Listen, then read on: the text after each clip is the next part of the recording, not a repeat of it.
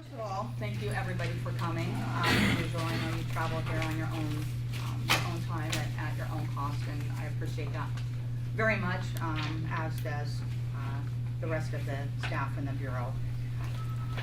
For those of you that don't know me, I'm Lisa Moore. I'm the Chief of the Cemeteries Funeral Bureau. And to my left, I have Cheryl Jenkins. She's our legislative analyst.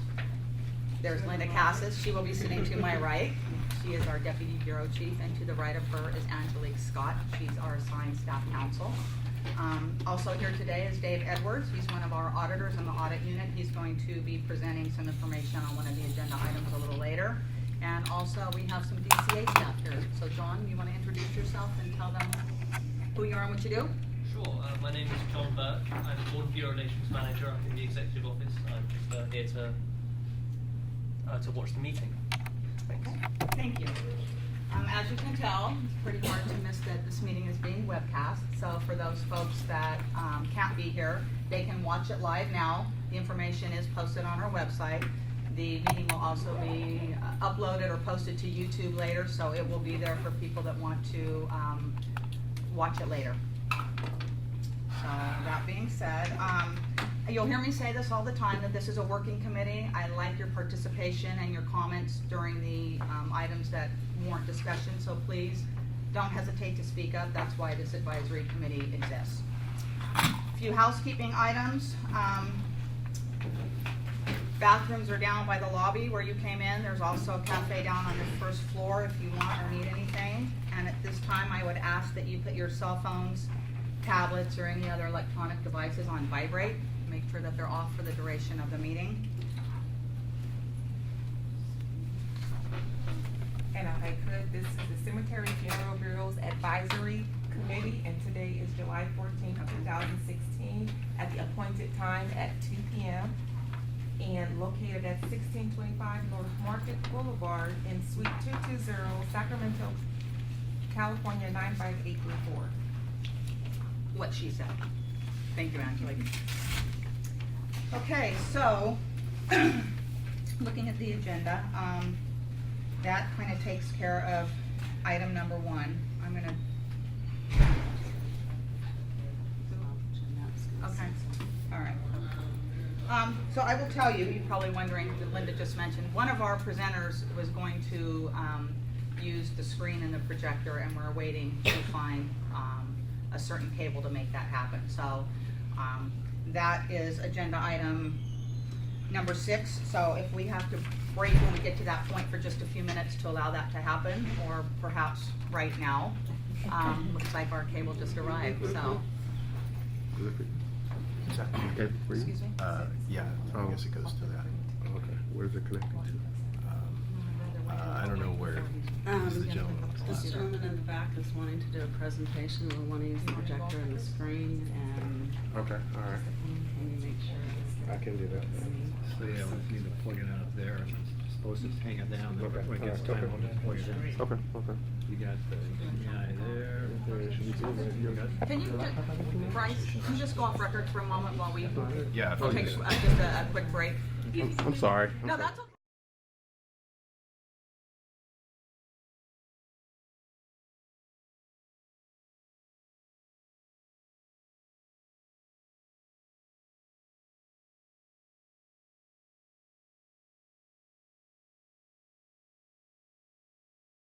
Thank you. All right, so let's continue. Back on the record. Okay, so item number 2, I want to update you on the Bureau activities and projects. And I'm going to be speaking to the things I'd actually have listed on the agenda. So the first one is to talk for a few minutes about staffing. And I like to let you know who's coming or going. We are a very small bureau with only, now I think we have 24 folks, and you interact with a lot of them, so you get to know them, and sometimes people come and people leave, and I'd like you to know who those folks are. So I'm going to kind of give you an update since our last meeting in November 15th. At that time I told you that we had a new auditor joining us, and she actually joined the very next day. So that's Inez Villanueva, and also new to the audit unit is Luis Fernandez. They both, well, Inez works primarily on the funeral annual trust fund reports. Lewis works on the endowment care fund and special care fund reports for cemeteries. Both are very knowledgeable, very approachable, very good at what they do. If you have a need to reach out to them or talk to them, please feel free to do so. The other change in the audit unit was the retirement of Chip Bane. He was the supervising auditor for the unit, and he retired the end of April. And we are in the process of recruiting to hire into that position, and interviews have been held, and I'm very close to making a decision, so that should happen shortly. And we are also in the process of recruiting for an entry-level auditor position in our audit unit. That one it's been announced, and I have the applications. We just haven't gotten yet to the interviews, and I hope to do that in the next 2 to 3 weeks.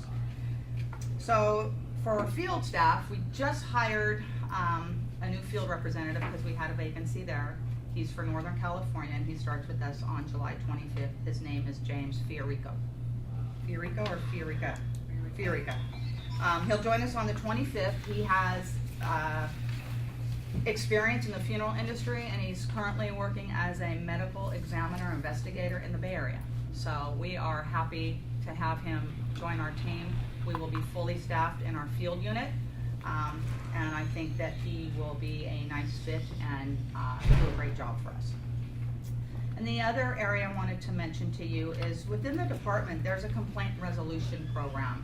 And they recently closed the last office, and the complaint resolution program within the department worked complaints for various boards and bureaus within the department. They worked the less complex complaints. And there were 2 staff there that worked the bureau's complaints. If it didn't warrant a field investigation or face-to-face interviews, or it was very simple to mediate, then that unit worked those complaints for us. And that closed as of July 1st, so the 2 staff that were working those complaints are now Cemetery and Funeral Bureau employees and are housed in our bureau. So they will continue to work the less complex complaints that we receive from either consumers or licensees, and we will just continue in that manner. There's Carolina Salmons and Dan Strike. They're both very good at what they do. So in the event that any of you either receive a complaint against your business or file a complaint against one of our licensees, you may have an opportunity to speak to one of them. So we're happy to have them. And then finally, with regard to staffing, I'm in the process of restructuring the Bureau's management,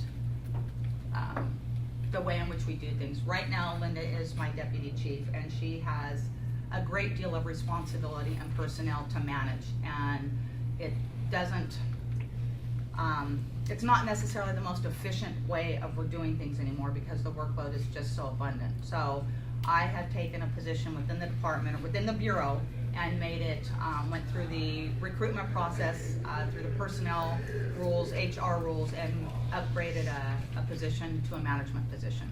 So Linda is going to be able to concentrate on the field unit.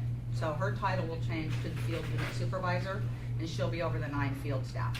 The other person I have in the office that will be, it's not final yet, it's very close. I hope to have it finished by August 1st, but that person will be responsible for the licensing unit, the enforcement.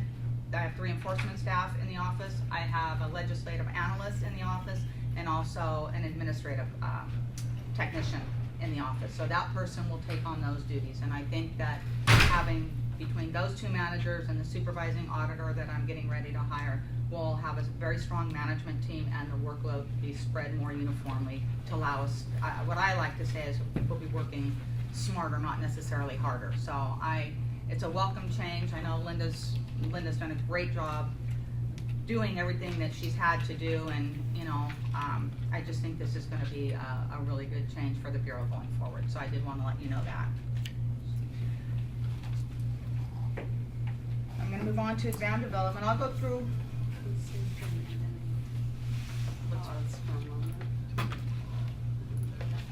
Antoine, do you know how that lowers, or does it always just stay at that high? I believe it stays at that high. It does, okay. We got good connection to, should be good. Okay. Dan, do we have whatever he wants to connect to? Just do it now, or we can do it later. Well, if we want to test it or anything while they're here. Yep. You wanna take a break? Let's go off record for just a moment.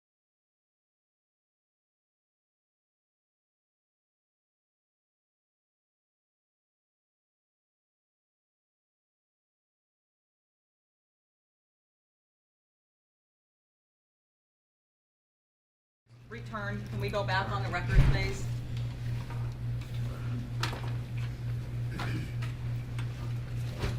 Are we back? Great, thank you. Okay, and all the confusion here, first of all, I apologize for that. Thank you for trying. Thanks, guys. I went right over and failed to have the committee members introduce themselves. I apologize for that, so I would like to take that time now and go around the room and introduce yourselves and maybe give a little background for people that this is their first time attending. My name is Darren Draving. I'm the president and CEO of Forest Lawn Memorial Parks and Mortuaries, licensed funeral director, cemetery. Been in the industry about 32 years. My name is Chris Donhost. I am with Sierra Donor Services as the funeral home and coroner liaison. We are one of 4 organ procurement organizations here in the state of California under Donate Life heading. And so for those of you who have a pink dot on your driver's license, that's the organization that I'm involved with. Prior to coming to Sierra Donor Services, I worked in funeral service for 16 years. So I'm licensed as a funeral director, an embalmer, a cemetery manager, and a crematory manager. I am Suzette Sherman, founder of Seven Ponds. We've been around since 2011. We are an online website addressing all the changes around end of life. We have the largest blog. We're at 25,000 people a month now. Good afternoon. I'm Jolena Grande, a faculty member in the Mortuary Science program at Cypress College. I, like Chris Donhost, am a licensed embalmer, a licensed funeral director, cemetery manager, and crematory manager, and I've been in funeral service practice in the state of California since 1989. I'm Gerard Reiner with Simplicity Cremation and Funeral Convergence. I'm a licensed funeral director, crematory manager, and been in the industry for 30 years. I'm Maria Mangini. I'm the director of the Family Nurse Practitioner Program at Holy Names University, where we have a thanatology certificate program. Hi, I'm Tracy Hughes. I'm a deputy district attorney at the Orange County District Attorney's Office, and I'm assigned to the Consumer Protection Unit. Thank you very much. Again, I apologize for all the interruptions and the technical problems.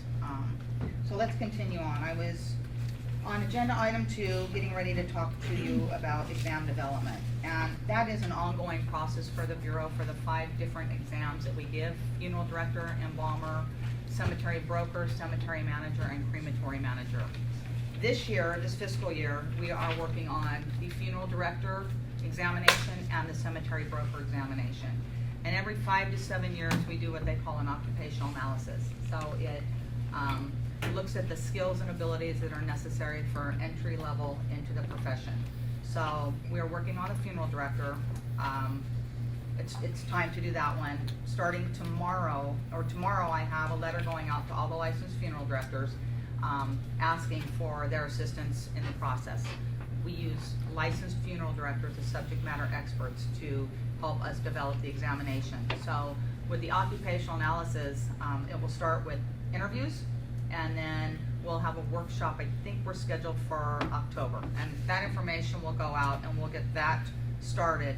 And then after the first of the year, there will be 4 more workshops that are necessary for the funeral director that will happen between January and June of 2017. And we'll also be working on the cemetery broker examination at the same time, and that will involve 2 separate workshops. So there's a lot of work going on there, and again, we can't do it without the assistance of licensed funeral directors and licensed cemetery brokers to do that. So if you know folks that are interested in participating, when they get the letter, there will be a form that they can complete and turn back in and say, this is where I can help, or these are the dates that I can help.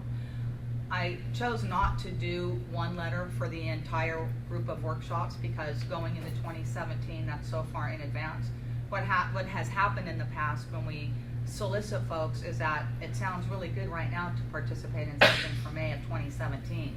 When it comes right down to it, then people say, oh, something's come up, I can't do it.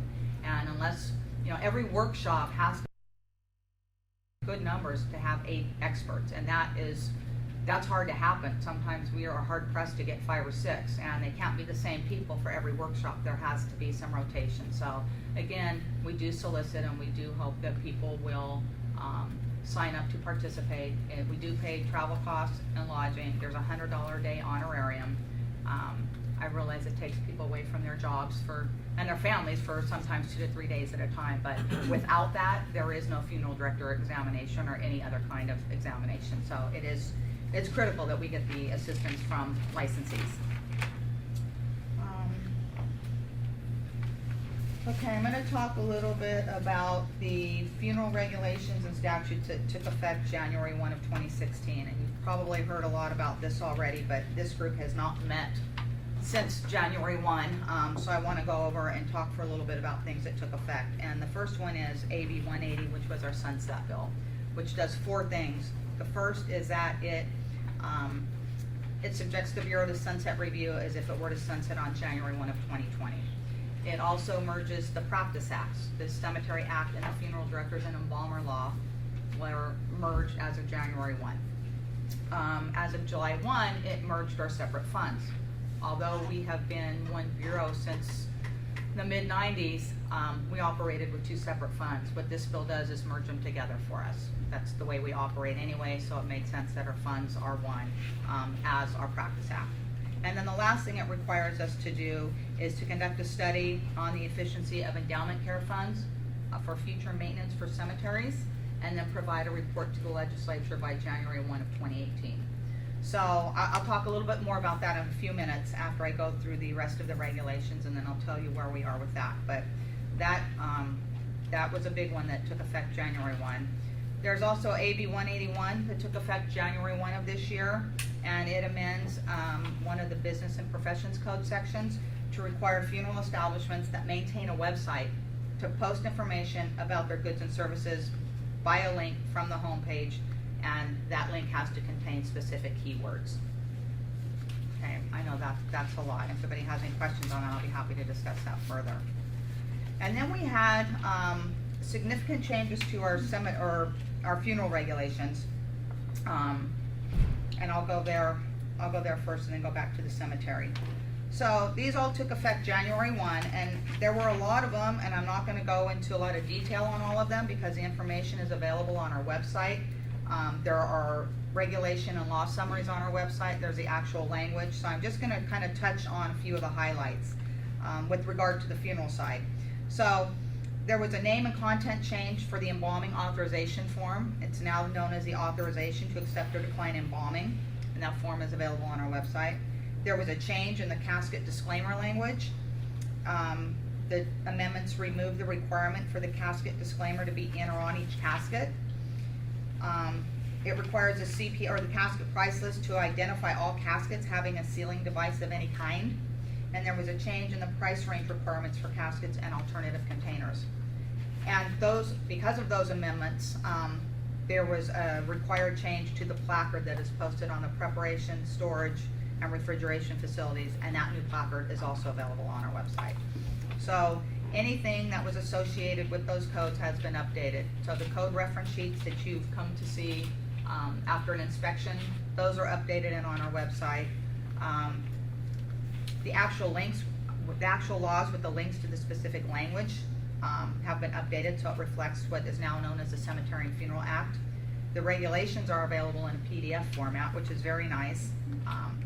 Prior to that, it wasn't very user-friendly. It made folks go to the Office of Administrative Law and figure out what title they were searching for and to find those. You can still search like that, but now there is a PDF document just of the regulations, which is very nice.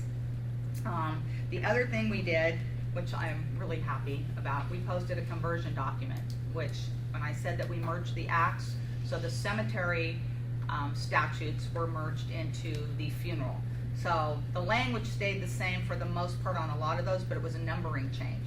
So what we've known as, say, 9650 for years, and we knew it like the back of our hand, now has another number. So we created what we call a conversion document that said this is what the code was in the Cemetery Act, and this is what it is now in the Cemetery and Funeral Act.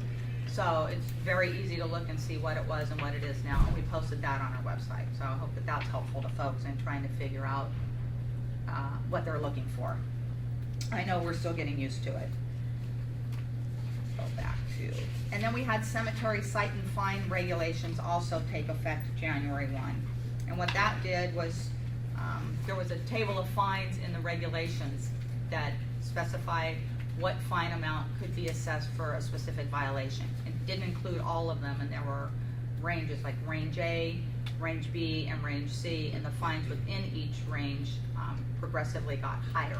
But what we did is make it so that the Bureau can issue a citation or fine for violation of any of its laws or regulations. And that goes, the amount is from $100 to $5,000 for each inspection or each investigation. And it increased the minimum and maximum fines for unlicensed activity. So it went from $250 to $1,001, and from $2,500 to $5,000. If you know, some of you might recall that that's what the funeral regulations are now, and we went through this process several years ago.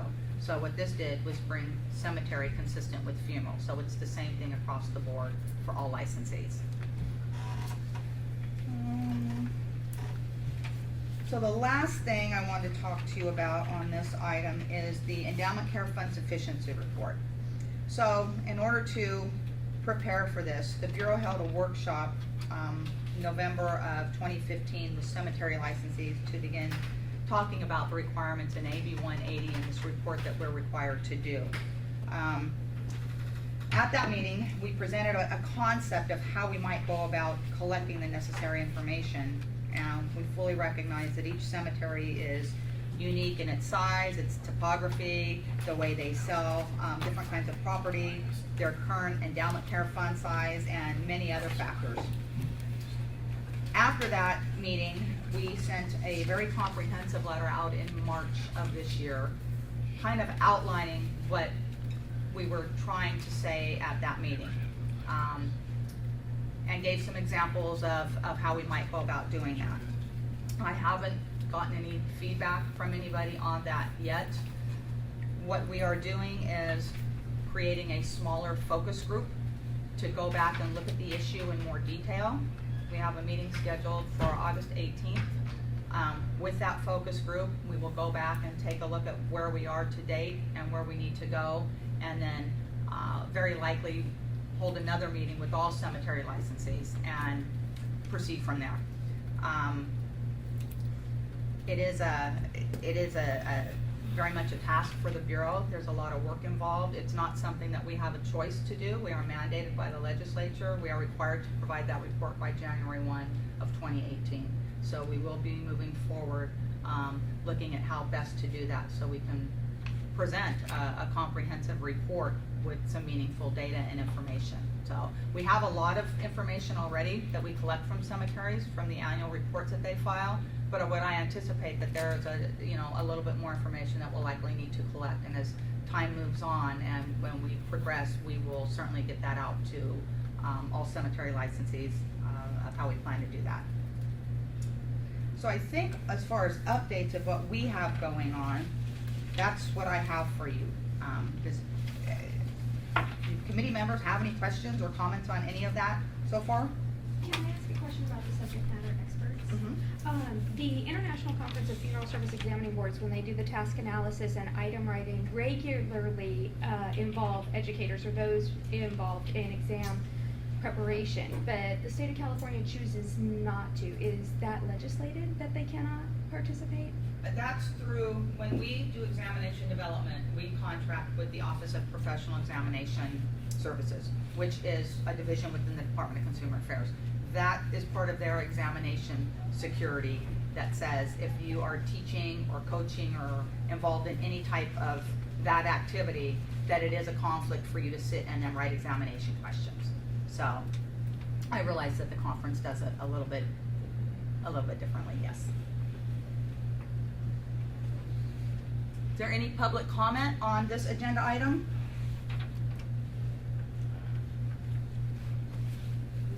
Okay. Then we'll move on to item number 3, and I'm going to ask Cheryl at this point, she's our legislative analyst, to provide an update to you on the status of the limited liability company regulations that involve licensed cemeteries. So at our last meeting in November, I updated everyone that we had submitted our regulation packages to Office of Administrative Law. At that time, we were still waiting to hear back from them on their approval or disapproval. And on November 25th, they sent a notice of disapproval of the regulatory action. And anytime that a regulatory package is disapproved, they also provide a letter within a week that explains the exact reasons why. And then we have 120 days from that time period to basically fix those items and resubmit it. So what we did is the Bureau went back and looked at the letter we received. We addressed all of the items that were brought to our attention in that letter. And we had to do a 15-day comment period again because although the changes were minor in nature, they were significant enough that they needed to have an opportunity to be reviewed by the public. So we did that, and the public comment period ended on March 9th. We then submitted the file back to Office of Administrative Law at the end of March. And when you resubmit a package, it's a very limited review. They only review the changes you've made since they issued the notice of disapproval. So they reviewed everything. They said, great, your changes have been made. We're happy. And the file was approved on May 3rd, which means that it had an effective date of July 1st. So this means that as of July 1st, the Bureau is now able to issue a license to a limited liability company so they can own and operate a private cemetery within California. This also included all of the forms that are specific to an LLC company that operates a cemetery, and it updates the cemetery, well actually we call it the Certificate of Authority application. That's been updated as well. Those will be up on our website shortly. They are going through our internet team to be posted up on the website. And the other change that is significant for all cemeteries is we also provided a notification of change form for cemeteries. This has been a requirement on the funeral side for quite some time, and anytime there's a change of a corporate officer or a trustee, you're required to notify the Bureau. That requirement will now apply to cemeteries as well, with the addition that if you change an LLC member, you would also notify us of that. The filing fee for that is $25, and again, that form is also in the process of being posted up on our website. Should be up shortly, probably within a week or maybe 2 weeks tops. And then they will be available through our forms and publications page on our website. Anybody have any questions? Okay. Any public comment on that agenda item? Okay. I was just gonna ask, does that mean you're trying to make the same regulations in effect for cemeteries as funeral homes? You're melding them together now. We actually had fee authority, and the requirement already existed for cemeteries to notify the Bureau of changes. We just had not put that regulation in place, but the statutory authority was already there. We've simply corrected that oversight. And now, as far as an LLC cannot own or operate a funeral establishment, so that is only specific to cemeteries in that respect. Well, I approve. Okay. You should be. Okay, then we will move on to agenda item number 4. There is actually a handout for this, and we'll go over that in just a minute. I wanted to provide a little bit of background on that because we talked about this issue at our last 2 meetings in November 2014 and November 2015. And we talked about posting administrative citations on our website. Currently, we post formal disciplinary actions on our website, and that means those are formal actions taken through the Attorney General's office, and when those documents become public, they're posted on our website.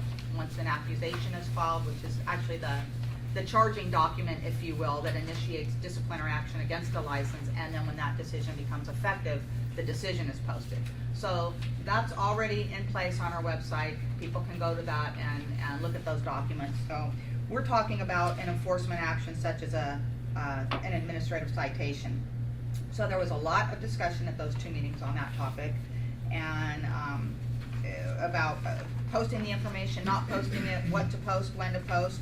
And I will tell you that based on Business and Professions Code Section 27, the Bureau must post, it says other related enforcement action on its website, and this includes administrative citations.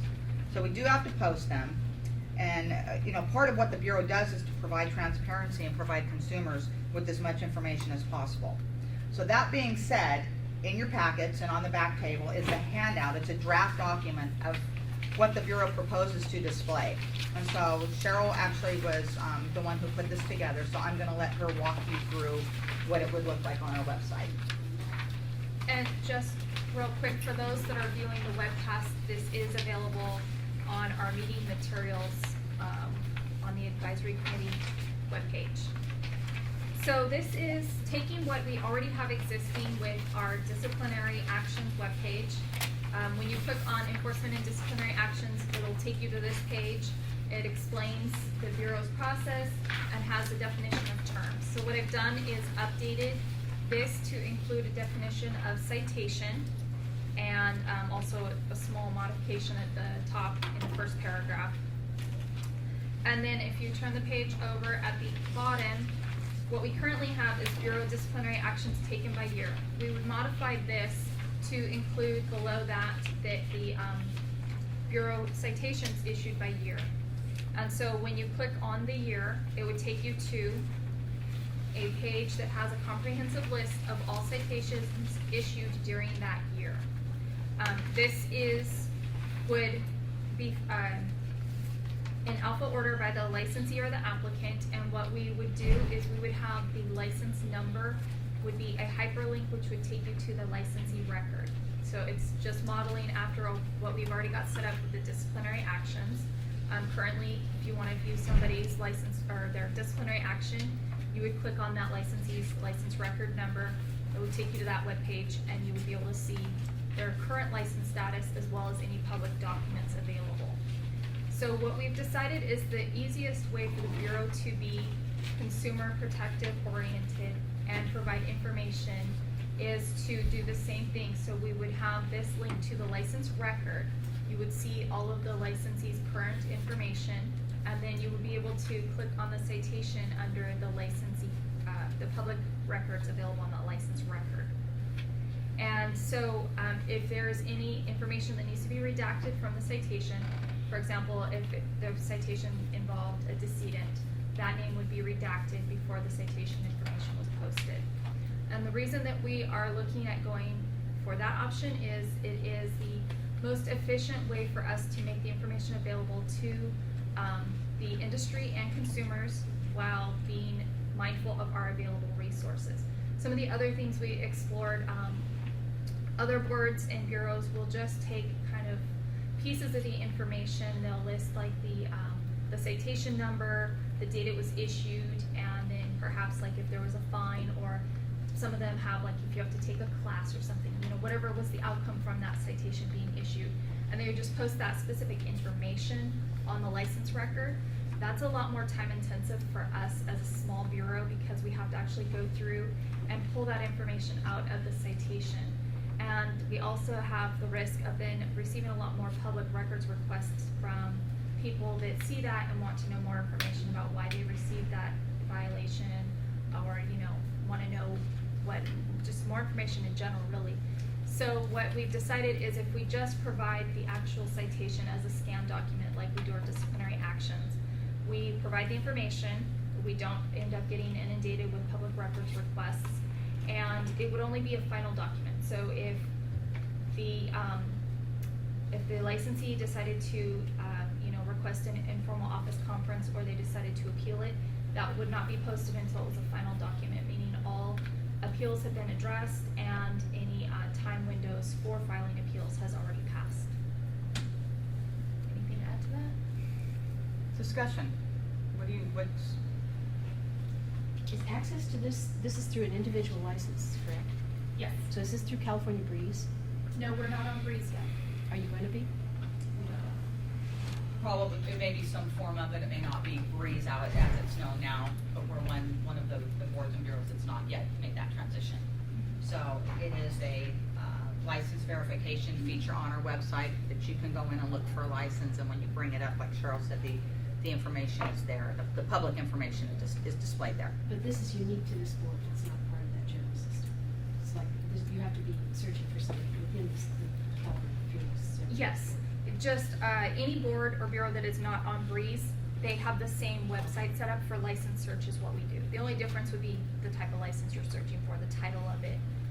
But the actual information you see is displayed very similarly amongst all boards and bureaus not on Breeze. I think that's great. I think that's a great resource for consumers.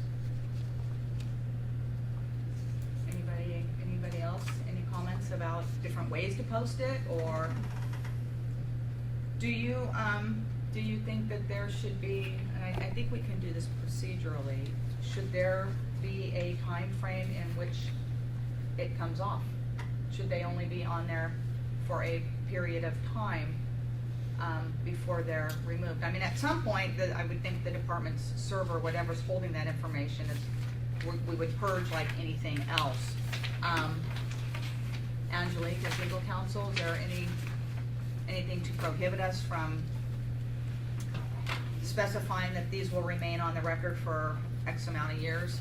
I believe because BNP 27 is actually silent on the issue of time frame, that the intent is that it's up indefinitely. Okay. I believe that if for some reason it is changed or you have to be specifically limited for your bureau, that there should be some decision and or policy made by the department on that issue. Okay. So. All right, so at this time, we won't, obviously, shouldn't or can't discuss that, it would have to come from the executive office or the department's legal office on what exactly we should do. And or a statutory change. So anybody have any other? I assume you plan to categorize them continuously by years as you said. Yes, right? yes, So and- a consumer can see, well, this is a recent complaint, they can check if something has happened 5 years ago. Yes. That's Yeah. transparent. I can tell you that, you know, if anybody's interested, like from in 2014, we issued a total of 155 citations. In 2015, we issued 129 citations, and in 2016, you know, as of June 30th, we've issued 67. So we're not talking thousands that we're issuing. We're talking enough that it would be manageable to post them in the same form that we are now, because it's simply redacting any information, scanning it, and then tying it to the license record. So anybody going to that license record would be able to see any public documents, whether it's discipline or enforcement actions such as citations, or nothing. If there's nothing to report, it would just say none. Yes? I have a question. What's the timeline for all the appeals to run and all of that process? An informal office conference, once the citation is issued, I believe they have, is it 15 days? 15 days. They have 30 days to request an IOC, and then 15 for, they have the opportunity to have an informal office conference, which is just that, it's an informal office conference. It's led by, sometimes Linda sits on it, our lead field representative, and then the field representative who actually did the inspection or the investigation. So that is an informal process. They always retain the right to go to the formal process, which is to go through the Attorney General's office. Now, if it's an informal office conference, I believe they have 15 days to request it, and then once we have to hold the office conference then within 30 days, and then we have to get the decision out after that. Obviously, we have control over those and we meet those timeframes. If it goes to the Attorney General's office in the way of a formal hearing, it is set for hearing, and then we are at it's based on the schedule and the calendar of the Office of Administrative Hearings, which sometimes can take quite a long time, to be honest. And it remains in kind of in a pending state until there's a final decision. So I will tell you that historically we haven't had a lot that end up at the Attorney General's office. Sometimes, I don't even know, our appeals are not even a significant number. That might increase. If somebody says, gee, that's gonna be posted online, I want to contest that, and that's fine, that is their right to do so, and take it to any, the second level of appeal if they wish to do so. So, there are timeframes, but there are much less for an informal office conference than for the. They have 30 days to appeal a citation, and after the informal conference, the Bureau has 15 days in order to issue a decision deciding whether or not to confirm that citation and or to actually modify it. So basically 45 days, and after that, they still have a right to an administrative procedure hearing. Any other? Yes? Just one more. Sure. Any chance that these under violations found could be hyperlinked, so the person wouldn't have to actually go into the licensee's record and read those documents, but get a quick synopsis as to what the violation was? So Is that the too violations cumbersome? found, you want it to hyperlink to 77? Yeah, could it do that? That's what I was just thinking too. That would be Yeah. super convenient. Yeah. I mean, it's certainly a request we can make of our internet team. I don't know. People are really used to being able to just go in and access that information. And you kind of wonder, what is that citation? Yeah. That's interesting. Yeah, versus a key. I was gonna ask, maybe you have a key somewhere, but today everything's hyperlinked. Okay, so let me make a note. If it's something we can do, I mean, we can certainly put the request into our internet team. I'm not sure, I'm not sure what the response would be. I just don't know. We don't have our own webmaster. Anything we do for our website is through the department. Question? The licensee will be hyperlinked. Yes. License number. The license number will be hyperlinked, so you're saying you're 2 clicks away from the information as opposed to 1. Except when you open up the information under the licensee record, it's a multi-page document, and you might have to filter through that to find what the actual violation was. If it just links right over to the code section, it would be real easy to read what the violation was. However, I should caution you, for example, on the second line here where you see that this is a violation of California Code 1204. It's very broad. It is very broad, and so on our code reference sheets, if you looked, you would actually see there are multiple different levels that you could be cited under for 1204. It could be you failed to advertise correctly, you failed to designate a manager. So there's different things, and so you go to the citation through their license record, you're going to see on that citation very specifically what they were cited for under 1204, whereas if we link to 1204, you're just going to get 1204, and you're still going to kind of be left wondering, okay, well, what specifically were they cited for under 1204?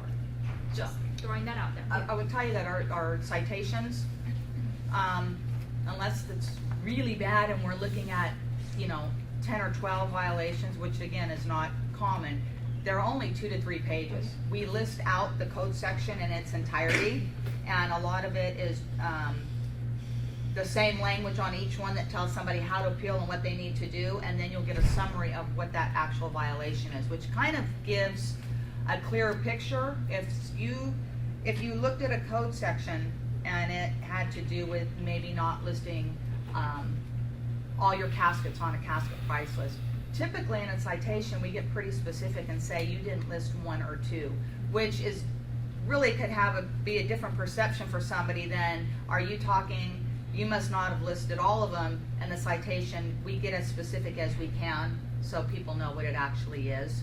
And I'm not opposed to hyperlinking, but that's going to take you just to the violation section without knowing exactly what the citation itself might say. And like I said, they're not extensive. They're 2 to 3 pages typically. And you'll be able to, anybody looking at it would be able to get right to the 1 or 2 paragraphs that talks about what it is specifically. So, if it is something we can certainly look into, we'll ask the question. So during that citation period, they have a time period, and let's say, they shouldn't be cited. Is there something that lets me know that it's up in flux right now, that they really haven't, it hasn't been verified? Because if they requested either an informal office conference or they were appealing it, it wouldn't be on their record until it was a final. So if we went back and looked at what they submitted during an informal office conference and said, you're right, shouldn't have been issued, we would withdraw that citation and it would never be posted on the record. Then I have another question. As a consumer, and I don't know the license number, how would I be able to figure out? You can search by name. The license That's what I wanted to verification will clarify. tell you what Okay, license okay. type you're looking at, name, county, there's different ways to search, so. This is just for us to hyperlink it, it would be hyperlinked by the license number. Yes? Public comment? if that's all right. Yes? On the very question of the hyperlinks, it comes to mind, I know the idea of transparency and know the violation, but as we look at all the regulations and laws change over the years without a definite end to the time, you may have a reference, a link to a section that's been changed substantively and would give incorrect information, or it's been repealed, such as most of the cemetery law that was That's changed true. just last year. So if you were to go to a link, you'd be linking to something that either didn't exist or something that's been changed and the consumer wouldn't know. And how would you then capture those laws and regs in a certain year going back 20, 30 years? Probably. It might be Would difficult. very difficult, yeah. So that's a very valid point.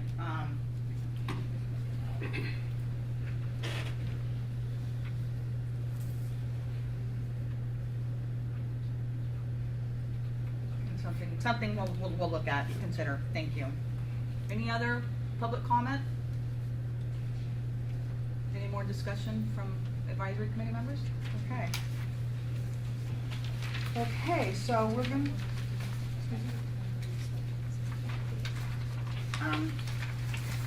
Cheryl commented that do we have, is there an idea or a time when we're gonna start doing this? What I probably would look at, depending on, to date, we have issued 67. So I will tell you, once those files are complete, they leave our office and they go to the department's imaging. And then we're able to access them once they're imaged and the original document will eventually go away. So I will have to look back and see at what point we would start. If we would start July 1 or maybe we start January 1, some point where we're not having to do a whole lot of backtracking to get that information back once it's already been issued. So we'll provide more information on that once we have established when we're going to begin that. Okay, we will move on to agenda item number 5. That one also has a draft document, and that is the draft update to the annual funeral pre-need trust fund report. And we're discussing this in anticipation of initiating a rulemaking file to update the form. So this form is currently in regulation, and it hasn't had any significant updates since 1994. And in order to make changes to our form when they're in regulation, we have to go through the formal rulemaking process to make those changes. So it was about time that we take a look at this form. I don't think there's a whole lot of changes that we need to do, but this is certainly the first step in doing that. And when we go through the process, there will be a formal hearing to take public comment, and we will certainly do that. What we like to do is share the information first with our stakeholders and people that are members of the public, anybody who's interested, so we can kind of vet it to all of you and get it as close to perfect as we can before we actually initiate that process and kind of have those discussions so that the hearing goes smoothly, and any changes that we need to make we can kind of talk about beforehand. So at this time I'm going to have Dave Edwards talk to you about the proposed changes to this form. Dave is one of the auditors in our audit unit. He's very familiar with it. We've worked closely on fine-tuning it, and keep in mind as we go through it, it's simply a draft, so it is, we're here to discuss it. So Dave? So is everybody familiar with who's required to file the annual funeral pre-need trust fund report? So any funeral establishment licensed by the Bureau that accepts funds for pre-need contract purposes, somebody's paying up front for goods or services that will be delivered in the future, is required to trust those funds within 30 days to a trust. And then on an annual basis, report certain key financial information about those trusts. So this report, as Lisa said, hasn't been updated since 1994. So the intent in updating the form was really kind of twofold. The first was to make it kind of mirror for clarity the other reports that the Bureau receives, such as the annual ECF and SCF annual report that's submitted every year. So kind of if you have the draft in front of you, the first page, basically it's kind of the same information that was on the first page of the original report, but it's expanded. It gives more information about the specific code sections in the California Code of Regulations of what those requirements are. It also asks for information about the individual partners or corporation names. So it's really similar, right, looking at the old form, but it's a little bit more vetted out, and the intent here was to be a little bit more clear, right, on what we were asking for and why the report was required. So that's kind of the theme throughout the report. So I guess what we could do is kind of look at the report. If anybody has any questions or comments on again, it's a draft, so we're seeking your input right on the form. So if you notice something that doesn't seem right or was incorrect, or you have a suggestion, that's kind of what we're asking. My only suggestion would be in the future, if you're looking for that kind of input, if you could provide an actual red line document that you would actually highlight the changes from one form to the other without us having to toggle back and forth, so we can see what was deleted from the old form and what is either replacing it or is put in new for the new form, so we could follow through. That is a fantastic suggestion. In this case, as we were working on it, we changed some of the numbering, some of the wording, so almost the document that you would get would have been all red. No, I mean, I'm I actually not did saying it it's myself, not a good so suggestion. Yeah. I have the marked up copy, that's why. Oh, you do? Okay. That's why All I right. asked, So- because we took the time to do it, so. Do we have it in that original Word version? I know because it's a form since 1994. I know we struggled with finding the electronic copy of it because it's so old. So I don't think we had, I don't know if we had it in Word. Okay. But it is on the PDF, I mean, it's on the website, right, if you go back to 2015, 2014. Right, but I was going back to the original version of the form. Yeah, the document, I'm not sure if that was it. Okay. And that may have been the issue, Darren, is it was just so old. Certainly, I guess we could have recreated it. Perhaps we should have done that. but- It just helps people follow along, yeah. so you figure what your list changing. So that's a great suggestion. As we go through, what I've done on my copy, right, in writing that you probably couldn't read because it's my writing. But if you look at page 2, essentially all of the questions that are on page 2, none of them are new. Some of them are renumbered, and some of them have a little bit. They're worded a little bit differently to more closely align with what's in the law or regulation. So I can give you an example. Questions 1, 2, and 3 are the same questions that were on the original report. Question 4 was question 10 on the old report. Question 5 was question 4. Question 6 was question 8. Question 7 was question 5. Question 8 was question 6. But there were no new questions right on this page. So essentially, one of the important things that I think we did, we put the code sections where. So for the question, we actually added the code section for what the requirement was, so that the person filling out the report could actually look at the regulation and see why we're asking this question, exactly what's required.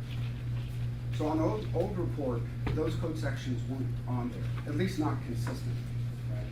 So also some of the questions were slightly worded a little bit differently to better match what the current code section says.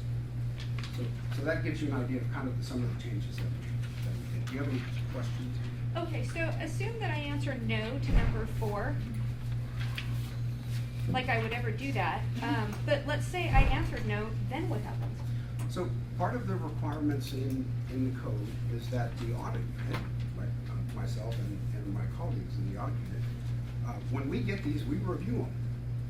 And if you mark no, that would be a red flag for us. We'd be like, wait a minute now, Which they is marked no. precisely the reason Yeah. why I would never mark no. Right, so you could be, you could not tell the truth, that's the case.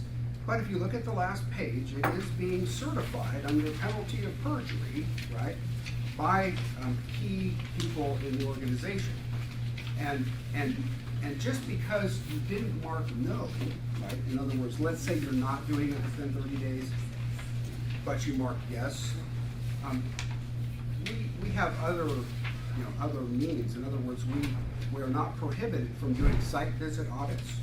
And as part of the site visit audits, when we're looking at the California code, and we're also looking at the business and profession codes requirements for trusting, we do testing, right? We'll take a sample of contracts, pre-need contracts, and find out when the money was received and trace that money into the trust and count the number of days that it took. So there are other processes in place. So yes, I agree with your comment that somebody could incorrectly, we'll say, mark this box, and there's not much we can do about that in terms of catching it for desk review, but there are other means in process. The reason why I asked the question is, if I were to mark no, would it not provide more information if it had a secondary line that says, if no, can you explain how long? So I like that. That's something that we could, I mean, that's what we're here to discuss. So I think we should probably make a note of that. Yeah, I think that's anybody who has ideas, even if you don't, it's not in this form and you see this now, if you take this handout with you and take it back to your accountants or anybody who's, working on this report and ask for their input, certainly email us, you can email myself or email Dave and give us your comments and your suggestions. So one of the things that we kind of talked about in doing this form is, I think the last form had more places where like you just said, right? If no, please explain. And so in a way, there may be another way, which is at the bottom of each page, if you have additional comments regarding your responses, please provide those here. Otherwise, I mean, so one concern was that the document then becomes even longer and longer and more kind of difficult to fill out. So we definitely we can consider that. Okay. Any other comments on this page?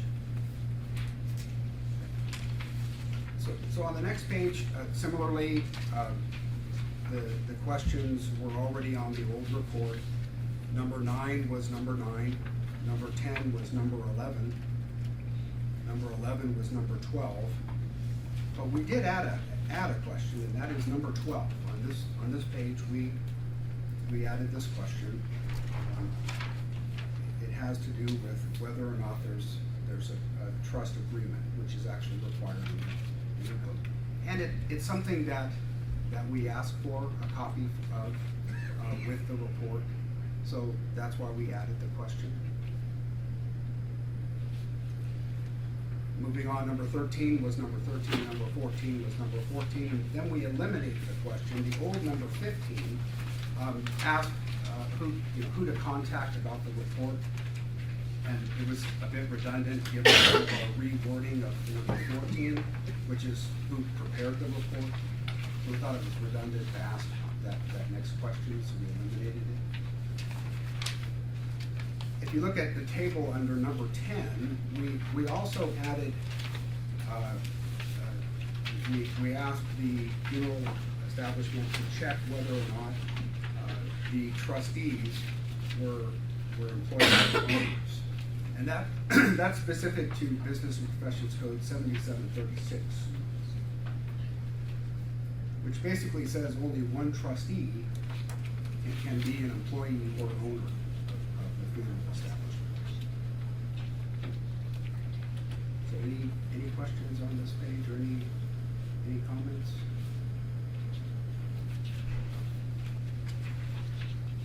So the next page, page 4, it's essentially the same as it was before. We did add at the very top left, we did add a qualifier for whether or not the report is for an entire trust.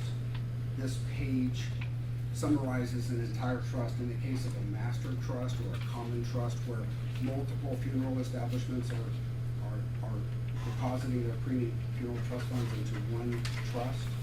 In that case, those funeral establishments wouldn't need to individually report. The master trust itself would be completing this report, and as part of that completing this report, one page 4 that they provided would be for the entire trust, and then subsequent page 4s, right, the same table, would be completed for each of the funeral establishments that are contributing funds to that trust. So it's essentially the master trust folks who were completing this report were already doing this themselves, so we just put the heading on there to make it easier for them. We also added, we cleaned up the heading a little bit on the table, and the only other difference is that we added taxes down at the bottom of the table, because under the law, taxes are treated differently than trust administration fees. So that taxes wasn't on the old form, and so I think oftentimes it was being included in trust administration, so administratively it's better to report it separately.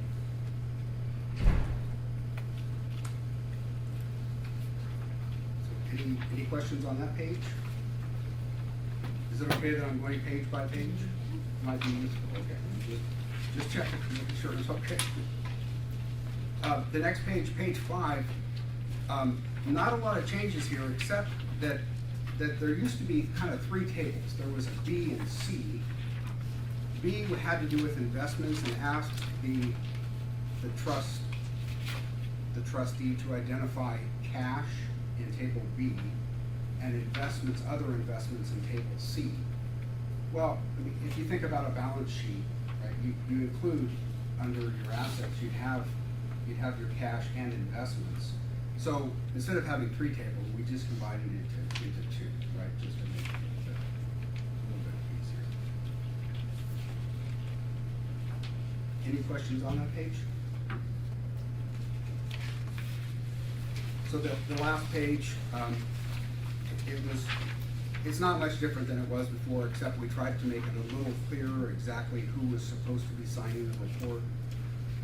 And again, you know, looking at this report, one of the things that trustees should do, or funeral establishments should do when they fill this out, which is on page 1 at the top, is to read the instructions beginning on page 7 before completing the report, because the instructions are kind of key for making sure that you're putting the right information in, which includes, the instructions also include references to the code sections and to the law, especially having to do with page 6 and the signatories. So I wanted to point out that if you're like me, oftentimes when I start filling out a report, I just start with the report and I don't read the instructions. But the instructions are probably useful, and the last page of the instruction talks about these verifications.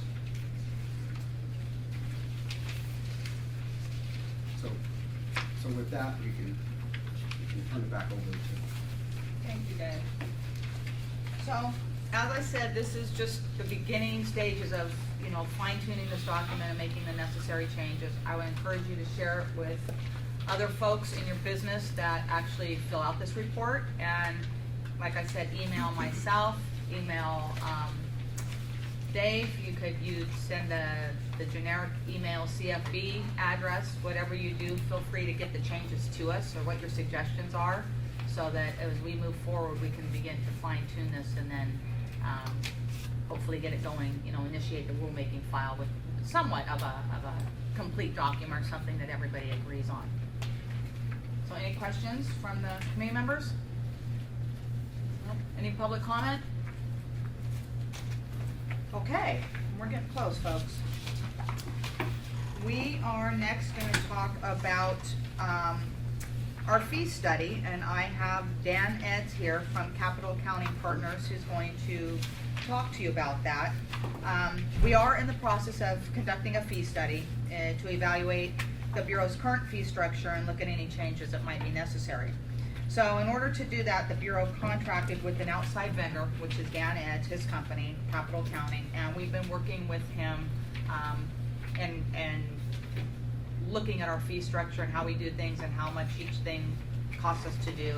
And don't have a final report yet, hope to have that sometime next month. But right now, because we were meeting, it was a perfect time for him to kind of come and talk preliminarily about the scope and methodology and what that whole fee study involves. So I will turn it over to Dan Eds to talk to you.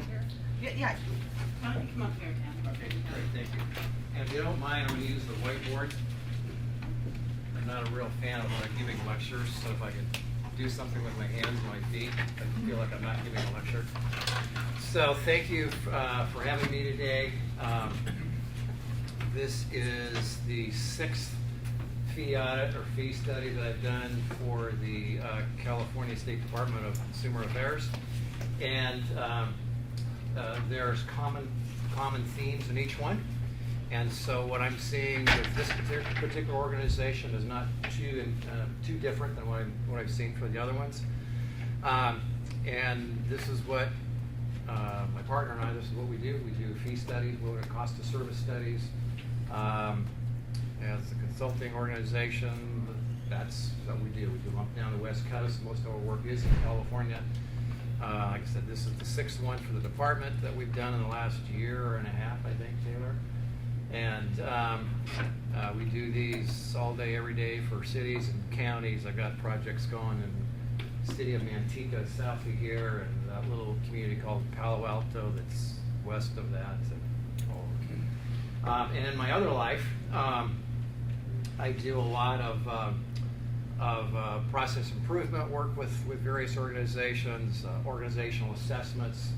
If you're familiar with the term Baldrige and the National Quality Criteria, I do a lot of work with them on a regional basis. So spent a lot of time in looking at cost of services, as well as organizational efficiencies and how they do things and how they engage with their staffing and with their customers and that sort of thing.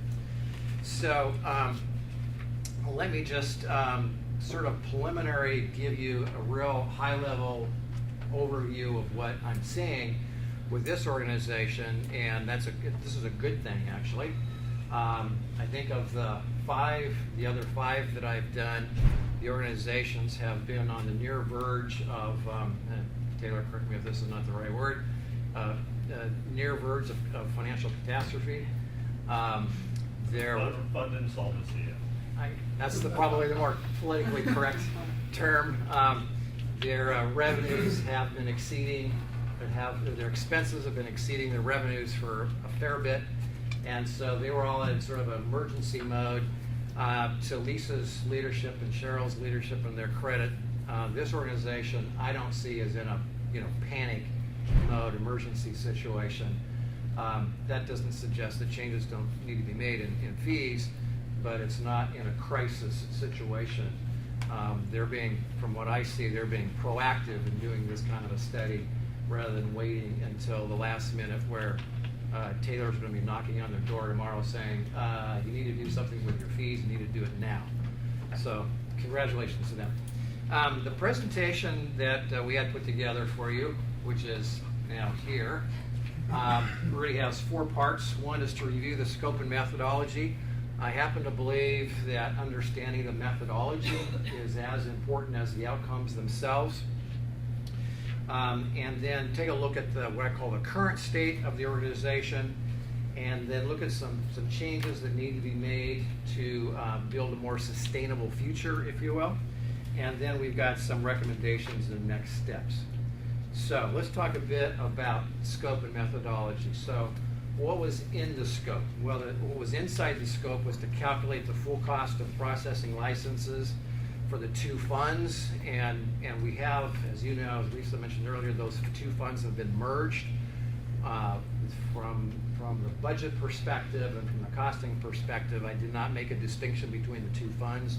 It's all in one big budget pot, if you will.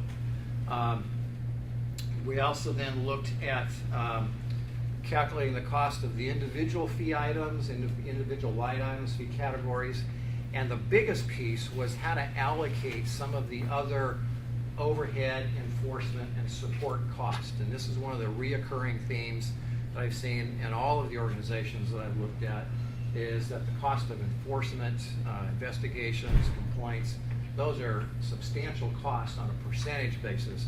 I'll comment more on those later on. And then also to talk a bit about pricing. Our next step is to, once we have established cost, would be to actually establish the price. And that's a different kind of a conversation. And Lisa, I'll be relying on Lisa a lot for that and for her perspective. So, any questions about that? Okay, I actually have a formal spot for questions at the end, but if a question comes up and you don't want to, miss it, lose it, stop me and we'll go on. So let me try to make this real simple.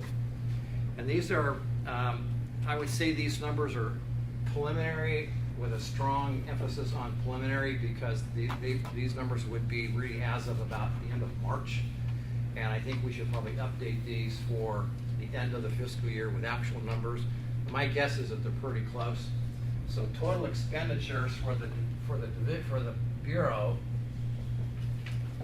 is roughly $4.9 million. Okay. Sure.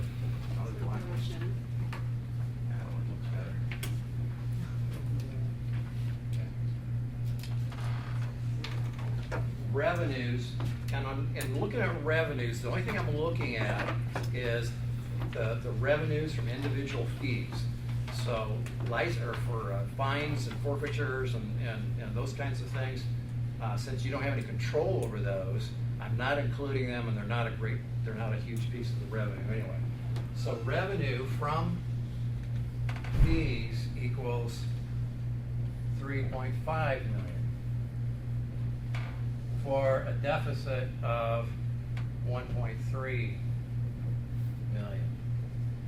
So I don't think it takes a rocket scientist to understand that this is not a sustainable environment. Now, and it's not to say that Lisa and her team are doing a bad job. Not in the least am I saying is that suggesting that. It's just that costs are going up faster than revenues are keeping up.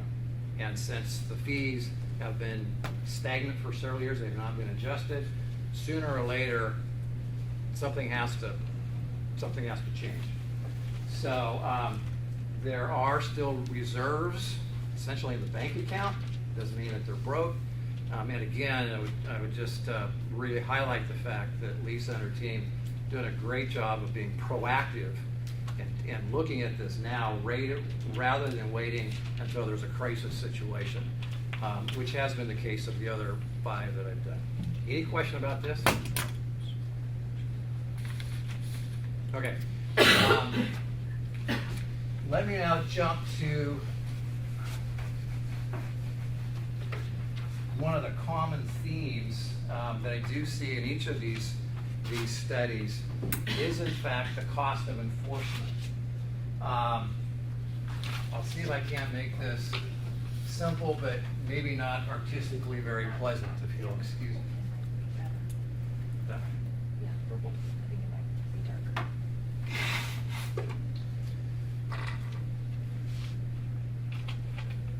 So forgive my lack of artistic endeavor here, but if you looked at the total cost, $4.9 million, and you added up all of the costs for enforcement and enforcement activities, that would include the Attorney General's cost. You're looking at 58% of the total. Okay. So that means the cost of processing a individual license is really small in comparison to the total. Okay. Any question about that? Any red flags? Any comments about that? That's the and actually of the 6 that I've done, this was the lowest on a percentage basis. This is the lowest cost for enforcement that I've seen. Most of them are in the 65 to 75% range. I mean, they're substantial. They're a fair bit higher than what you have. Okay.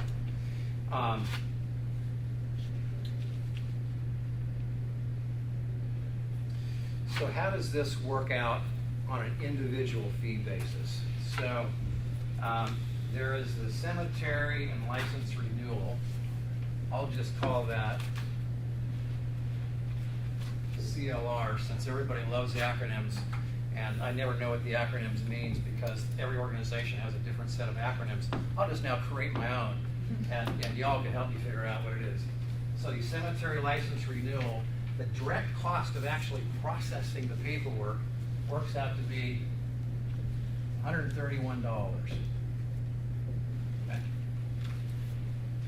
But when you layer in on top of that, or when we add to that all of the state pro rata costs, the department pro rata costs, management and administration, as well as all of the various things like customer service, time for inspectors to travel to the various locations, the total, that cost, all those other costs, comes up to be $497.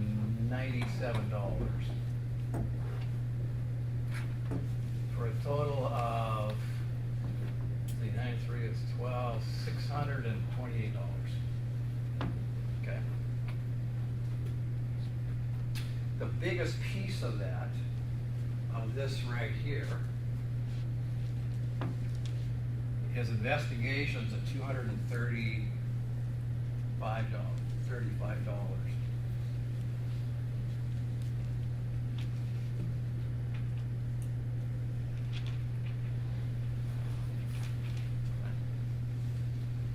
Question? Oh, yes, yes, So sir. 2 questions. Are you gonna put this on the slide deck, or do we have to, is that gonna be posted on the website, or? If she wants to post it, it'll get posted.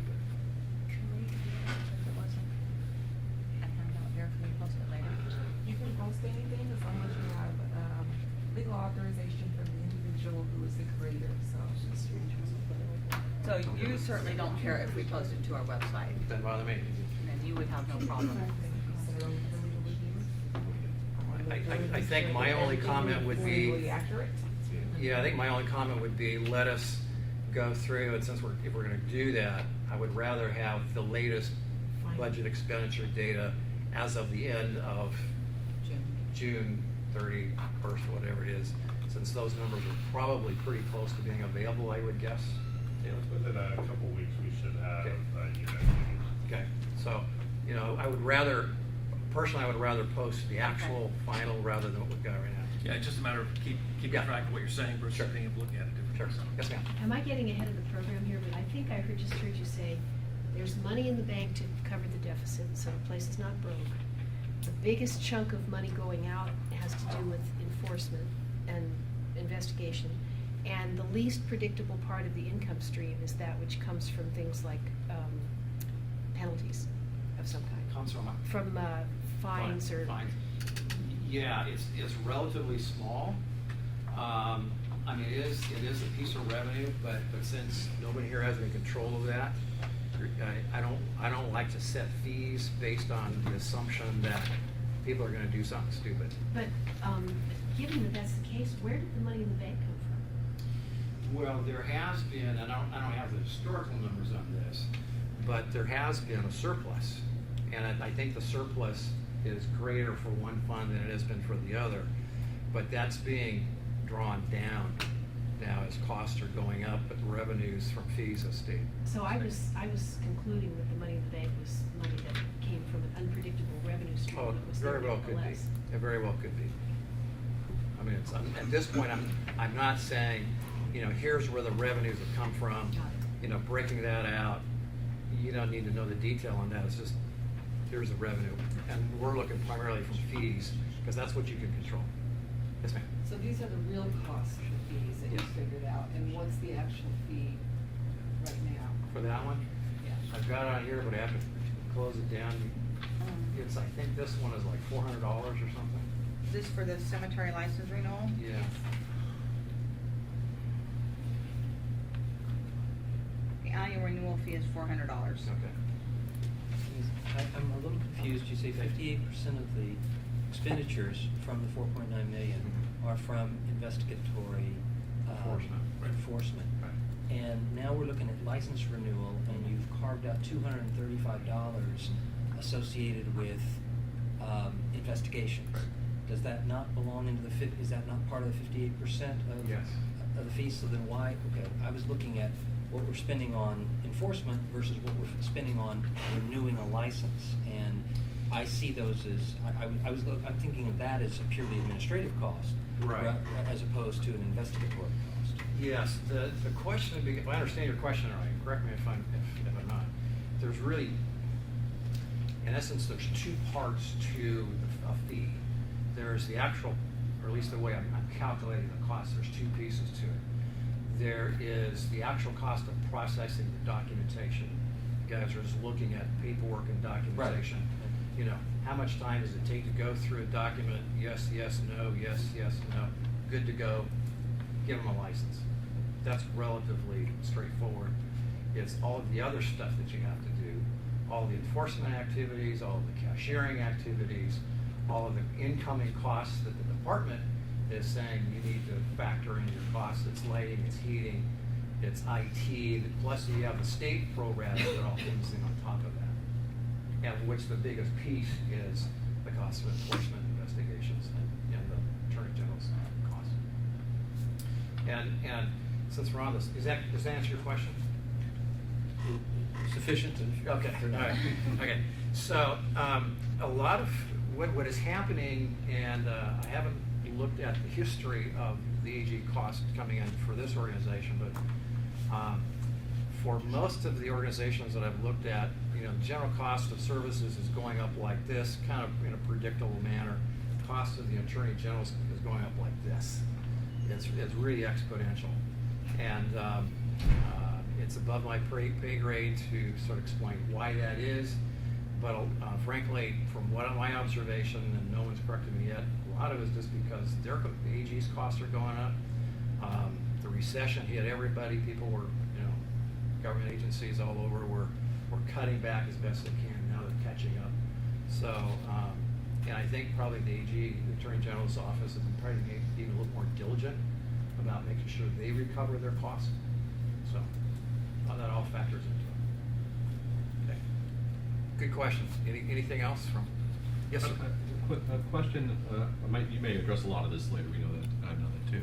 When we look at all these figures, percentages, will it just look at a snapshot of the current fiscal year, or is there a backwards look through previous years to see trends as well? Yes and no. Okay.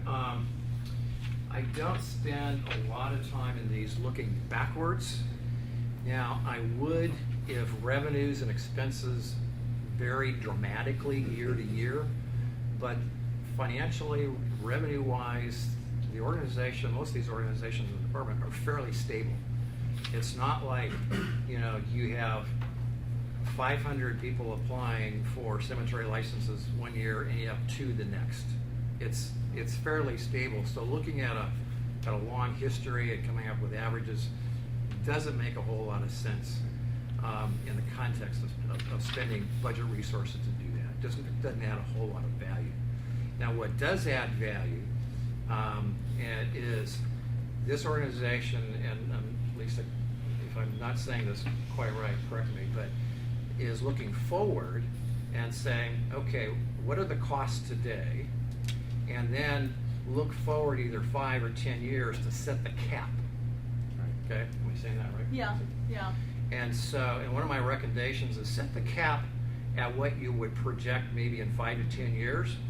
That gives you some flexibility in the interval years to adjust those fees on a more regular basis.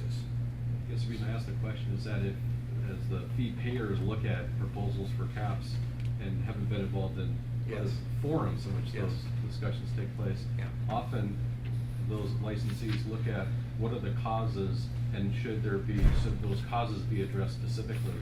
And so if we're not looking backwards, are we looking at, like you mentioned, the AG's costs escalating? Yeah. So is there an opportunity to review the reasons for escalation in expenses so that those issues can be addressed specifically rather than just agree on, here's what they are and establish a cap? Yeah, my simplistic response to that would be, there's things that we do that's inside the scope of the project, and then there's things that's clearly outside. Okay. That's probably one of those things that's on the outside. Okay. It doesn't mean it shouldn't be done, it doesn't mean that Robert and folks here can address that. It just simply says, we're trying to maximize value for the dollar for the project. And Sure. okay. Anything else? No. You got a question too? I don't want to get too deep in here, but the AG costs, are those on a pure hourly basis for investigating and processing the complaint? Or is there a flat amount that every bureau commission is charged? What's the structure? Correct me if I'm wrong, but I think it's done on an hourly basis. If one of the attorneys in the AG's office spends an hour for this organization, they're gonna get a bill for that hour, right? Is that correct? So, Taylor Schick, budget officer for the department. The Attorney General's office does bill an hourly rate. They have 2 hourly rates, one for legal assistance and then one for their actual attorney generals. And so they will bill, and I can't recall the increments, but very similar to a lawyer where every 15-minute increment they're working on a particular case for the program, they're going to bill to that hour, and they'll bill based on an hourly rate, which I think right now, don't quote me, but I think it's right about $180 an hour. That's for a lawyer's office kind of deal. And so, and you back that out, you had 127 citations in 2015. And so that accounts for that portion of the, in this case, just the cemetery license. We do the same thing for funeral homes, I assume. That portion of the enforcement expense is directly related to those 127 citations. No, because unless those citations rise to the level of a formal hearing at the Attorney General's office, those never get there. It's the formal discipline. It's the accusations that end up in either a license revocation or probation, or maybe there's a stipulated agreement with the licensee. Those are all worked through the Attorney General's office. They act as our attorney, so that's where those costs come in. So it'd be helpful to know of that 127, how many rise to that level of AG engagement? I'm just curious. And you probably did that in terms of your cost evaluation. Yeah, very few. We have very few citations that actually rise to the level of an administrative hearing. But I think it's safe to say when they do hit that mark, When they become very They get expensive. Yeah. Yes, yes. Okay, thank you. So I'm just curious, given that right now nationally the cremation rate is now more than 50%, which is away from cemeteries. And in terms of, you said you don't look back, but it's been consistent. I'm just curious if that's factoring into the cemetery costs or, the fees in terms of the money, the revenues coming in per se. If that's Well, impacting the bureau at all. If you're looking at that in any way, or if there is an Yeah, impact. so the way I calculate revenues, the math is really simple. It says if you process 10 of these a year and you're charging $400, that means you've got $4,000 of revenue. I do that for each one of the individual fee items. Now, that does not take into effect a trend. That may be that particular one, the trend is going up or the trend is going down. The point that we want to get to is what does it cost to produce one of those, almost irrespective of how many you do. The reality is it does make a difference, but you've got to get into some heavy-duty economics to do that, and it just doesn't make a whole lot of difference. And certainly Lisa and her team, they have to flex with those kinds of varying market trends, if you will. That's more of an operational issue. In my judgment, that would be more of an operational issue than the individual cost of a fee. Good question. Anything else? Okay, let me now move to what I call establishing or building a sustainable future. And again, this is one of those things where it's a common theme with all of the organizations that I've looked at. It sounds simplistic, but it happens to be important, and that's establishing reserves. And in my worldview, some kind of almost a policy or a strong procedure on what reserves should look like. I don't recall right off the top of my head, how many months are in reserves. Robert can probably tell you that faster than I can, but there are reserves there. But what I typically do, and we've had this conversation, so it's not like I just do it out of hand, but we typically recommend for these kinds of organizations a target having 6 months of operating expenses built into reserves, or have a reserve target of 6 months of operating expenses. Obviously, if reserves were at 0 today, you can't build that up overnight. And so the sort of the formula that we typically use is target 6 months of operating expenses, but build that up over 5 years. And then after 5 years, you can monitor your revenues, making revenues and expenses match by either delaying or accelerating fee increases. Okay, but still maintain the relationship to the cap. Does that make sense? Okay, so that number would be, as of the moment, would be $482,000. Needs to be added to essentially the current budget expenditure, the current budget, to in fact begin to recover and rebuild and make sure that there's good reserve funds going forward. Okay. Now, again, I would suggest that this is strongly, probably pretty close to the ballpark of where it needs to be, but it's not written in stone yet. And my observation in doing these projects here is with municipal government. When the recession hit, reserves for a lot of these fee-generating programs dried up in a heartbeat, and now everybody's trying to catch up. And so, looking at reserves and establishing reserve funds, policies, procedures, how to manage those reserves is conversations I'm having with all my clients right now. Any other questions? Okay. A couple of recommendations and next steps, if you will. Again, I mentioned reserves and setting up some targets for reserves around 6 months. The other one, I think I mentioned this too, sir. I think you alluded to it. Was setting the cap. Looking out forward 5 to 10 years, establishing what that cap should be, and what we've typically done is said, okay, the cost is $628 today. If you look at basic inflationary adjustments, new costs coming in from the state, 3%, 4.5% adjustment every year, and then look forward 5 to 10 years. What does that look like?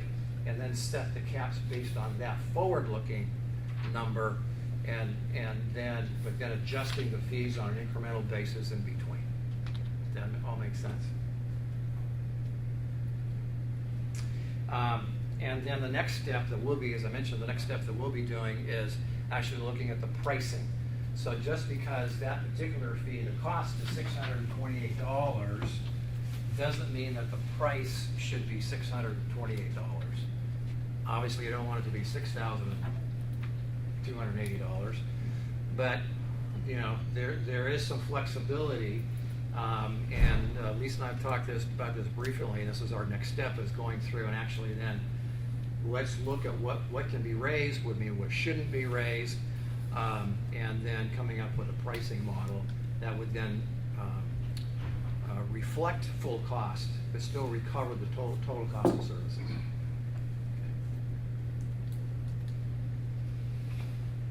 And now I have my formal time for questions. So that's great. You already beat me to it. Are there any other questions about what we're trying to do? I have a couple that come from the Sunset Review report, that on page 12 says that we don't perceive to have any issues with the cemetery fund, and there is more than enough in reserves. However, the funeral directors and embalmers fund has merged those funds together, created a situation where now we have to look at the cemetery fees. At some point, to my knowledge, fees haven't been raised for the cemetery and the funeral program in close to 20 years. So there was going to be a need, now that we've merged, and Taylor, you can correct me if I'm wrong, that may take our reserves out a little bit longer, but if we do nothing, we will eventually run out of money. So, and we are in the statute, I think for all but 2 license categories, it's at the max, and that's what we're currently charging. So obviously, our thought is, let's look forward. It's gonna take a statutory change to change those caps and look out far enough where we don't have to go through this process, you know, either in another 5 years or wait another 20 years to see what it looks like then. So that's kind of where we are with it. It makes sense. I don't know, I mean, I know that probably took everybody's breath away when you said what it is now and looking at the numbers, but the next part of that is to look at what can be adjusted and what can't and what's the appropriate amount. But the first part to doing that is in order to get the statute changed, we have to have this fee study to support what those numbers should be. So it's, you know, as you know, once takes a while to get that statute changed, and then there's the regulations that need to be changed to set the actual fee. So this is somewhere, you know, it's not going to happen overnight, but it's certainly a discussion that we need to begin having now before we run out of money. So we are trying to be proactive and looking forward of where we need to be. It was a question that I brought up when we first saw this, that our funeral program had, you know, like not even a whole month's in reserve. So as it begins to dwindle, this helped a little bit in terms of extending it. It did help a little bit, and you know, on the funeral side, you know, you've got 4 license types, that's your revenue coming in. And, you know, as people have said, embalming is on the decline, so 2 of those are the apprentice embalmer and the embalmer, so you didn't have, you know, it was a lesser amount coming in than on the cemetery side, so I think by merging them and when they were separate entities and people were dedicated just to those processes, you know, you had a smaller staff and pulling money from that. And even though we had separate funds, our administrative activity isn't necessarily geared to you're only gonna work on the funeral side and you're only gonna work on the cemetery side. There is some overflow. To do that would mean that it would take just a great deal of time for people to ever get a license, because you're only gonna work on funeral and get paid out of funeral, and you're only gonna work on cemetery. It just isn't practical, it's not efficient. So we are beginning, you know, merging those. Yes, I think it helps, but eventually we do need to look at our fee structure. So this is the first step in that process. But on the cemetery side, you're not only getting the fees from the license fees, but all the 850 fees Yes. too. Okay. Yes. Mostly. We sent out letters to remind people that it's time to submit their reports. Yes. Do you have legislative support for this? That is something that, I mean, we will be working with our budget office and our legislative office. The Bureau doesn't initiate its own legislation. Within the department, we have a legislative and regulatory review division. We work through them when we need to have some sort of legislation changed, amended, created. I wonder if there's a committee or somebody that has particular interest in these kinds of issues. Committee at the legislature? I don't know. I'd be interested in Anything else? Any other I questions don't for know where all me? the fees are. I'm just curious in terms of retorts and air quality, is that one of them? Does that get checked, or just? That's not within That this doesn't bureau's, fall within this no, law. that's at within the another, local level, That's the local air quality districts, yes. Lisa, would there ever be a time that a particular fee may be reduced or at least equalized? I mean, there's a huge disparity between the cemetery manager exam versus the license fee, or the crematory manager exam versus the license fee. Maybe something to bring that Well, into a you know, little bit- that, the fees are usually driven by or set by, you know, your examination development plays into that. And when you have a smaller group of fees or smaller licensing population, when those examinations or when those license fees are set, they look at what's it take to develop an examination for that. And you have a smaller licensing pool, they're gonna pay a bigger piece of that. If I could just jump in there, though, your point's well taken when, as we were going through the exercise, and this is not an exercise where, you know, Cheryl gives me a bunch of numbers and I stick it into an Excel spreadsheet and poof, there's the fee. It's very hands-on.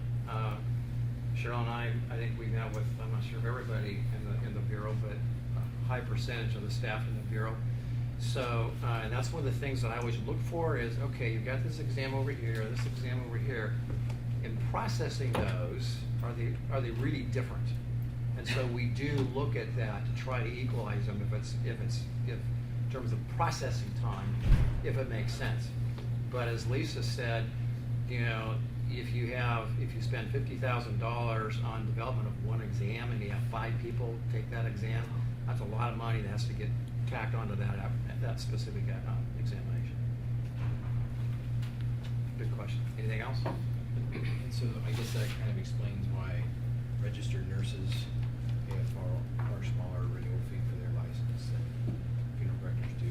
But they've got a greater And pool they've that got you're talking a about. large licensing population. I mean, all together, all of our licensees were, I think at last count, we were about 12,500. So we are really small by comparison to many other boards and bureaus within this department that have, you know, hundreds, several hundred thousand. I think if look at barbering cosmetology, I mean, all of the nail salons that they license and the establishments that they license and the people that work in there, and they're literally, and I know that because I used to work for that bureau, so they're literally several hundred thousand of licensees that they have, so in comparison, we're very, very small. And to clarify, I believe this says that the fees haven't really changed in 10 years. If you look at the regulations, most of the fees were last changed in 91 to 1995 and or 96, but it looks like those might not have been the fees, it's other types of regulatory change. So these fees have been in place for 20 years, so. Yeah, I'm not opposed to increases in fees at all. I think that we need to keep up with the cost of inflation at least and cover the work that's being done here, because I really like the processing times, and I would hate to get into a situation like we had years ago where it took like 4 weeks to get information back on like license passage rates and things. So I'm not opposed to the fee increases. It just seems like, can't we equalize them somehow? And that is truly something that we'll look at, and that's why I said, well, this is at the preliminary discussion, because we're just not to that point yet. But I wanted to have the discussion now at this time instead of have the report be completely finished and just present folks with somebody who really wasn't, you know, our contract will end with Dan at some point, because we did contract for him to do this work, and I wanted us to have the opportunity to have these questions asked now and go back and look at anything that we might need to. So I thought it was appropriate to bring it forward now, but it is still not final, so just keep that in mind. And as Dan said, that's the next part of our discussion, to kind of look at all of them where his numbers reflect they should be, and realistically what we can do with them. So If I could just add my own personal comment to Lisa's response.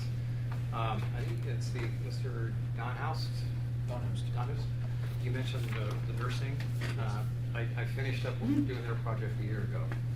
And they, don't quote me on this, I think they had not raised their fees in 25 years.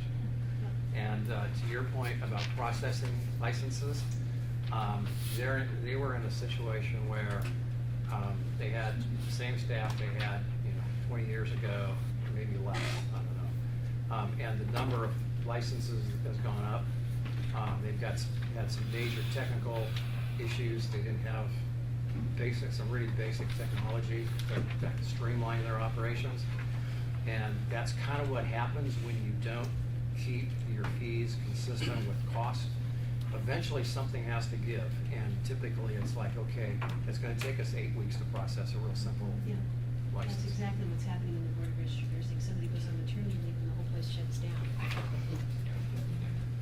So if I could just advocate for these folks, if you allow me that privilege, And y'all back here, you know, when you go back to your businesses and your constituents and the people you work with, and someone starts complaining about, oh, they're raising our fees, just remind them, I haven't raised it in 20 years.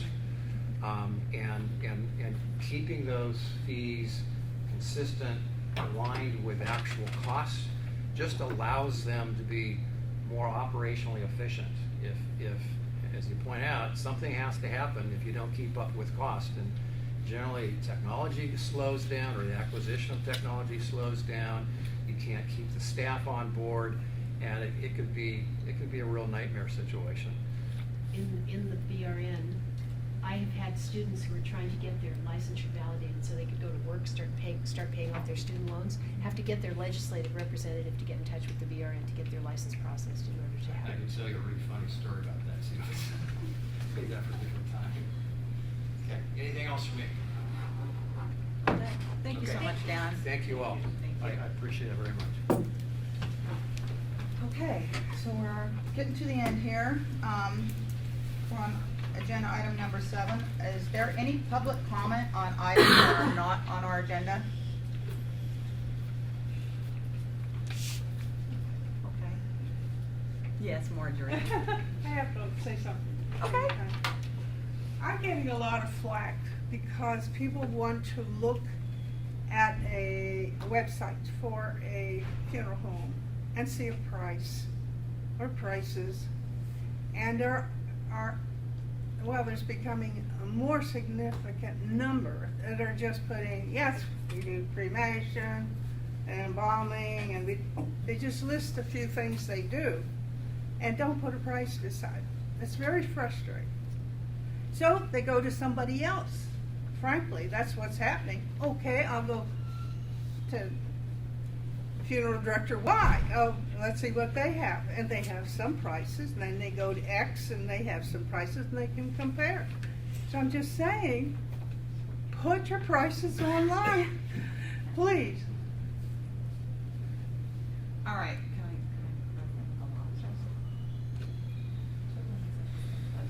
I have to check with legal counsel because it's not part of our agenda. There's comments we can take, but we can't literally have a discussion on them. So I asked her if I could just clarify what the law is. And the law currently says licensees can do one of two things. They can post their general price list online, and that has to be accessible from the homepage through either a word price or price information. And the alternative, they can list their goods and services. And that has to be accessible from the homepage by the words goods, services, merchandise, or products. So they are not required to list their prices. So they have two options. You list your prices or you list your goods and services. So if they're doing one of those two things, they're compliant with the current law as it is. Right. Okay. So one line in the law allows them off the hook. Excuse me? Is it consistent with what became an effect? Yes, it is. It's consistent with what took effect January 1 of 2016, and that's what the current statute is. Okay. Okay. Any other public questions from the public on comments that are not on the agenda? Okay, we're going to move on to number 8, which is a future meeting date. I know everybody was really, really busy for this meeting, so I wanted to kind of look ahead at our next meeting in November and throw out a couple dates for consideration. I was looking at November 29th or 30th. If you had your calendars or any way to kind of let me know. It's the week after Thanksgiving, so it would be that Tuesday or Wednesday. Is there any of you that know right now it is not a good date? Right after Thanksgiving, is that what you're saying? It's a Tuesday or Wednesday right after? Yeah, it's after, so the holiday is past. That won't work? No, it's not gonna work for me. Okay. The only other days that are available, I am going to be out a period of time in November. So the only other dates that might work are November 2nd and 3rd. Does that work for anybody? Okay. 2nd or 3rd. And that's a Wednesday, Thursday? That's a Wednesday, Thursday. So I postponed this meeting several times because I couldn't find a date. So what I will do is I will send out an email and give you those dates again, and I guess we'll look at if the majority of you can attend, because otherwise we're getting into December and the holidays, and I think that's really hard for everybody. And if that doesn't work, then we're after the first of the year, and then we get so far away from having those 2 meetings every year. Yes? Can we have this meeting in the morning rather than the afternoon? Normally we do, that is our preference. Normally we have our meetings from 10 to 12. We had a conflict with getting a room available here. We don't have our own conference room that we can use, so we have to schedule, and sometimes it just wasn't available earlier. So yes, we like to have them at 10 a.m. So I will send out those dates, and we'll see if we can't get the majority of you to be, if that works for all of you, and we'll just have to go with one of those dates. What else do I have? Okay, well, it is 5 minutes after 4, and we will go ahead and adjourn this meeting. Thank you, everybody. I appreciate you coming. Yes, please.